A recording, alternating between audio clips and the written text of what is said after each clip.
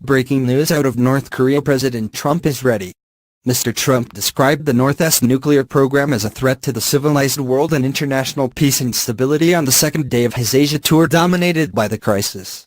The president has signaled in the past that Washington could look beyond a diplomatic solution to the North's nuclear weapons ambitions and consider military intervention, Fox News reported. The era of strategic patience is over, he declared alongside his host, Japanese Prime Minister Shinzo Abe. North Korea mocks the USA and POTUS Trump. No one can predict when the lunatic old man of the White House, lost to senses, will start a nuclear war against North Korea, the regime's state-run Korean Central News Agency said in a statement Monday. The U.S. should not expect us to make any change. The Hermit Kingdom, referencing dictator Kim Jong-un, said an outstanding leader will determine the country's destiny. Without distinguished leadership, North Korea would have fallen a victim to the invasion by the barbarous U.S. imperialists. Washington hoped sanctions pressure and internal stresses in the isolated country would bring about change, but critics said the policy gave Pyongyang room to push ahead with its nuclear ambitions. Close ally Abe echoed Mr. Trump's remarks, voicing Japan's support for Washington's policy that all options are on the table to deal with the North Korean threat, including military force. Mr. Abe, whose country is in the firing line of North Korean missiles, also announced Japanese sanctions on the assets of 35 North Korean groups and individuals.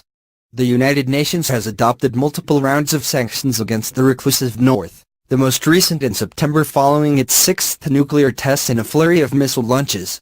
Earlier, Mr. Trump had appeared to adopt a more conciliatory tone towards North Korea, saying he would not rule out talks with its bellicose young leader Kim Jong-un. "I would sit down with anybody," he said. "I don't think it has strength or weakness. I think sitting down with people is not a bad thing," he said in a television interview. "So I would certainly be open to doing that, but we'll see where it goes. I think we're far too early." And the president again praised the great people of North Korea, adding, "They are under a very repressive regime," and that he hoped it works out for everyone.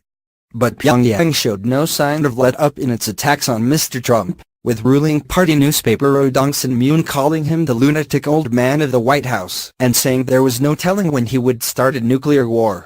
Mr. Abe said they had enjoyed each other's company so much over a dinner of scallops and steak on Sunday night that they lost track of time, while Mr. Trump said their relationship was extraordinary. The trip has also provided lighter moments, such as when Mr. Trump appeared to lose patience feeding koi carp in the Imperial Palace and tipped his whole box into the pond, to the evident amusement of his Secretary of State.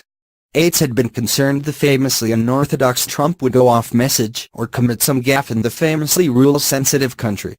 But Mr. Trump sailed through a tricky protocol encounter with the Emperor, greeting him with a slight nod and avoiding the criticism his predecessor Obama got by bowing to the diminutive Japanese ruler.